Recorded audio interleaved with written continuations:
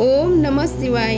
नमस्कार दोस्तों, आप सभी का स्वागत है हमारे यूट्यूब चैनल पावरफुल हिंदू धर्म में। आज हम आप सभी को सावन मास कब से आरंभ हो रहे, उनके पूजा विधि, महत्व तथा व्रत के नियम और कथा का आप सभी को रसपान कराएंगे।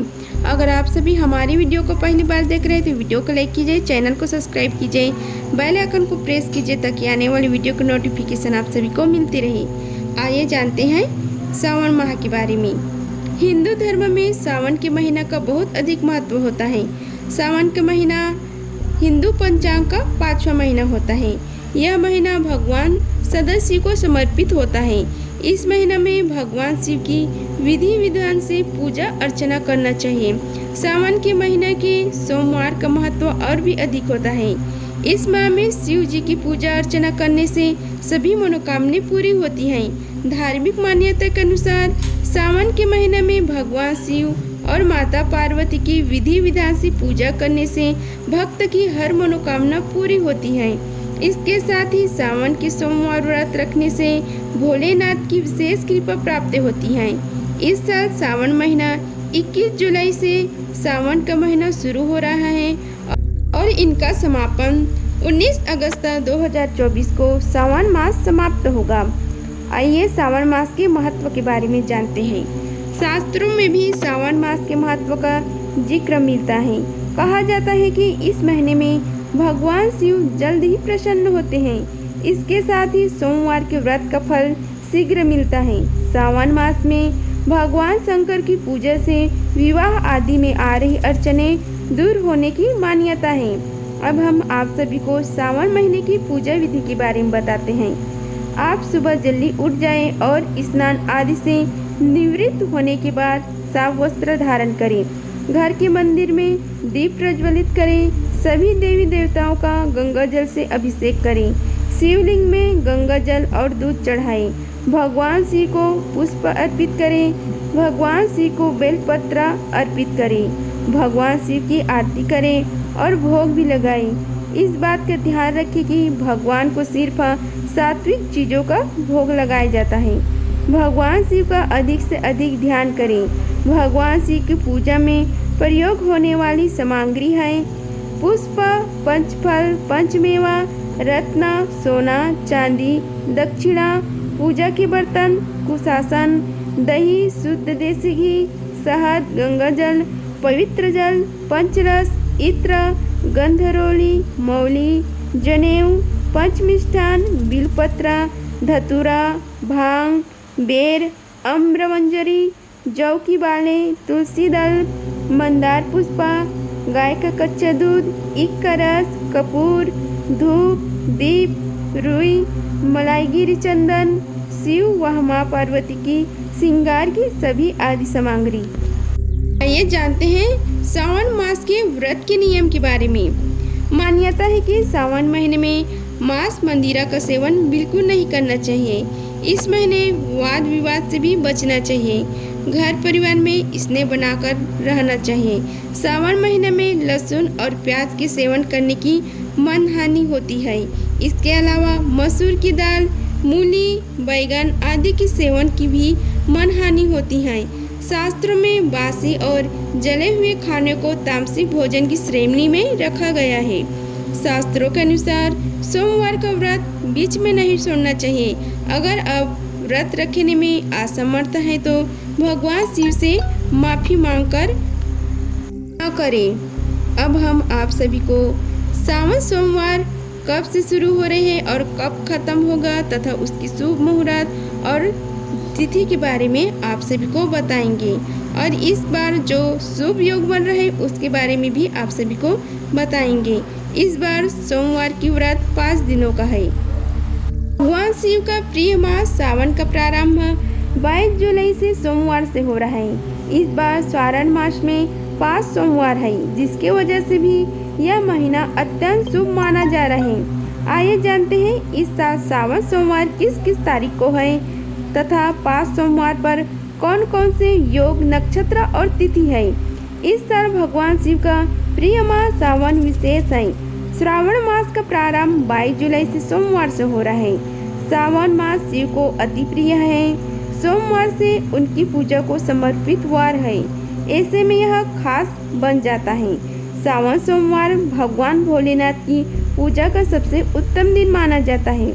इस बार श्रावण मास में 5 सोमवार है, जिसकी वजह से भी यह महीना अत्यंत शुभ माना जा रहा है। इस साल का सावन सोमवार अति शुभ फलदायी है, क्योंकि पहले सोमवार और अंतिम सोमवारी पर स्वार्थ सिद्धि योग बन रहा है, जो शिव भक्तों की मनोकामनाओं की पूर्ति के लिए अच्छा है। यह योग सभी कार्यों को सिद्ध करने की क्षमता रखता है। ऐसे मान्यता है कि इतना ही नहीं, पहली सोमवारी पर प्रीति योग और अंतिम पर शोभन योग बन रहा है। ये दोनों भी शुभ योग माने जाते हैं। आइए जानते हैं इस साल का सावन सोमवार किस किस तारीख को है, जो 5 सोमवार पर कौन कौन से योग तथा नक्षत्र हैं और तिथि। पहला सोमवार 22 जुलाई को, दूसरा सोमवार 29 जुलाई को, तीसरा सोमवार 5 अगस्त को, चौथा सोमवार 12 अगस्त को और 5वां सोमवार है 19 अगस्त को। तिथि के बारे में बताते हैं। सावन कृष्ण प्रतिपदा योग प्रीति सुबह से 5:58 से, फिर आयुष्मान योग नक्षत्र श्रावण सुबह से 10:21 तक, उसके बाद धनिष्ठा नक्षत्र स्वार्थ सिद्धि योग सुबह 5:37 से रात 10:21 तक, ब्रह्म मुहूर्त 4:15 से 4:56 तक रहेगा। अभिजीत मुहूर्त है 12 बजे से लेकर 12:55 तक। रुद्र अभिषेक समय या शिववास गौरी के साथ 1:11 तक रहेगा। सावन सोमवार का शुभ योग तिथि और मुहूर्त है। सावन कृष्ण नवी योग गंड 5:55 तक, फिर वृद्धि योग नक्षत्र भरणी 10:55 तक, उसके बाद कृतिका नक्षत्र ब्रह्म मुहूर्त 4:17 से 4:59 तक। अभिजीत मुहूर्त है 12 से लेकर 12:55 तथा रुद्र अभिषेक का समय या शिववास सभा में 5:55 तक रहेगा। सावन सोमवार का शुभ योग तिथि और मुहूर्त है। सावन शुक्ल प्रतिपदा योग व्यतीत पाद 10:38 तक, फिर वरियान योग नक्षत्र अश्लेषा 3:21 तक, उसके बाद माघा नक्षत्र ब्रह्म मुहूर्त 4:20 से 5:03 तक। अभिजीत मुहूर्त है 12 बजे से 12:54 तक। रुद्र अभिषेक का समय या शिववास है शमशान में 6:03 तक रहेगा। उसके बाद है चौथा सावन सोमवार 2024 का शुभ योग तिथि और मुहूर्त। तिथि है सावन शुक्ला सप्तमी योग शुक्ला 4:26 तक, फिर ब्रह्म योगन नक्षत्र स्वाति 8:33 तक, उसके बाद विशाखा नक्षत्र ब्रह्म मुहूर्त में 4:23 से 5:06 तक। अभिजीत मुहूर्त है 11:59 से 12:52 तक तथा अभिषेक का समय है शिववास भोजन में 7:55 तक, फिर शमशान में। 5वां सावन सोमवार का शुभ योग तिथि और मुहूर्त है। तिथि है सावन पूर्णिमा योग शोभन 12:47 से 20 अगस्त तक, फिर अतिखंड योग नक्षत्र श्रावण है 8:10 तक, फिर धनिष्ठा है 5:45 पर 20 अगस्त तक। स्वार्थ सिद्धि योग 5:53 से 8:10 तक।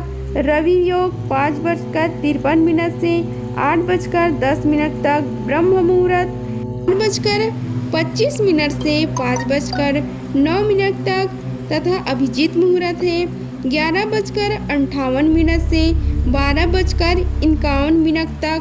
रुद्र अभिषेक का समय है शिववास शमशान में 11:55 तक, उसके बाद गौरी के साथ। अब हम आप सभी को श्रावण सोमवार की कथा का रसपान कराते हैं। आइए रसपान कीजिए कथा का। श्रावण सोमवार की कथा के अनुसार अमरपुर नगर में एक धनी व्यापारी रहता था। दूर दूर तक उसका व्यापार फैला हुआ था। नगर में उस व्यापारी का सभी लोग मान सम्मान करते थे। इतना सब कुछ होने पर भी वह व्यापारी अंतर्मन से बहुत दुखी था, क्योंकि उस व्यापारी का कोई पुत्र नहीं था। दिन रात उसे एक ही चिंता सताती रहती थी कि उसकी मृत्यु के बाद उसके इतने बड़े व्यापार और धन संपत्ति को कौन संभालेगा। पुत्र पाने की इच्छा से वह व्यापारी प्रति सोमवार भगवान शिव की व्रत पूजा किया करता था। संयम काल को व्यापारी शिव मंदिर में जाकर भगवान शिव के सामने घी का दीपक जलाया करता था। उस व्यापारी की भक्ति देखकर एक दिन पार्वती ने भगवान शिव से कहा, हे प्राणनाथ, यह व्यापारी आपका सच्चा भक्त है। कितने दिनों से यह सोमवार का व्रत और पूजा नियमित कर रहा है। भगवान आप इस व्यापारी की मनोकामना अवश्य पूरा करें। भगवान शिव ने मुस्कुराते हुए कहा, हे पार्वती, इस संसार में सबको उसके कर्म के अनुसार फल ही प्राप्ति होती है। प्राणी जैसे कर्म करते हैं उन्हें वैसे ही फल प्राप्त होता है। भोलेनाथ ने कहा कि हे पार्वती, साहूकार के भाग्य में पुत्र का योग नहीं है। ऐसे में अगर इसे पुत्र प्राप्ति का वरदान मिल भी जाए तो वह केवल 12 वर्ष की आयु तक जीवित ही रहेगा।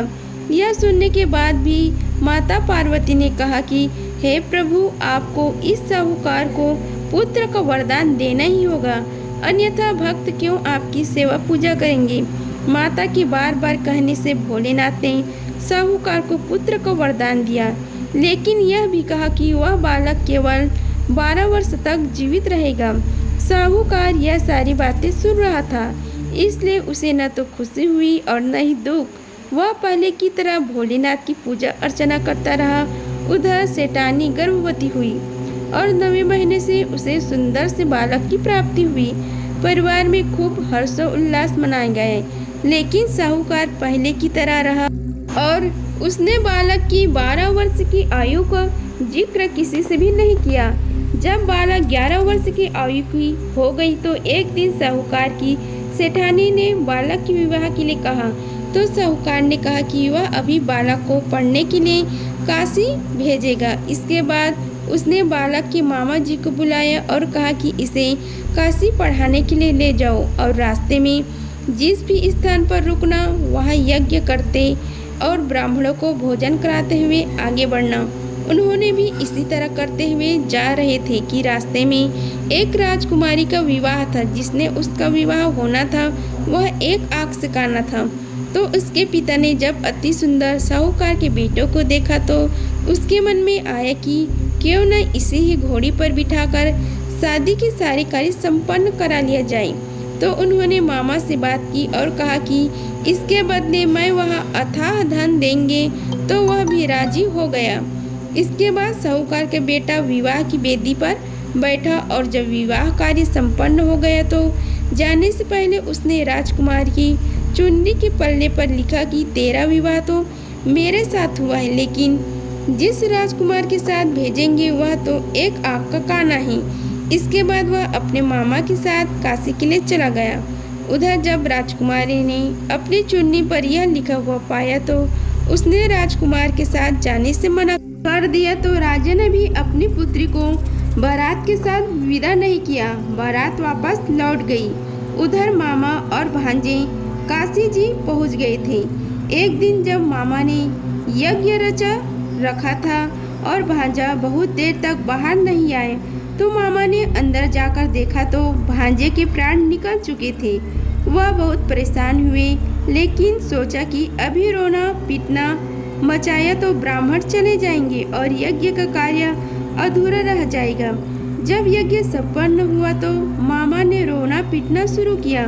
उसी समय शिव पार्वती उधर से जा रहे थे तो माता पार्वती ने शिव जी से पूछा कि हे प्रभु, यह कौन रो रहा है। तभी उन्हें पता चला कि यह तो भोलेनाथ के आशीर्वाद से जन्मा साहूकार का पुत्र है। तब माता पार्वती ने कहती है कि हे स्वामी, इसे जीवित कर दे, अन्यथा रोते रोते इसके माता पिता के प्राण निकल जाएंगे। तब भोलेनाथ ने कहा कि हे पार्वती, इसके आयु इतना ही थी, सो वह भोग चुका। लेकिन माँ के बार बार आग्रह करने पर भोलेनाथ ने उसे जीवित कर दिया। लड़का ओम नमः शिवाय करते हुए जी उठा और मामा भांजे दोनों ने ईश्वर को धन्यवाद दिया और अपनी नगरी को ओर लौट चले। रास्ते में वही नगर पड़ा और राजकुमारी ने उन्हें पहचान लिया। तब राजा ने राजकुमारी को साहूकार के बेटे के साथ बहुत सारे धन धान्य के साथ विदा किया। उधर साहूकार और उनकी पत्नी छत पर बैठे थे। उन्होंने यह प्रण रखा था कि यदि उनका पुत्र सकुशल न लौटा तो वह छत से कूदकर अपने प्राण त्याग देंगे।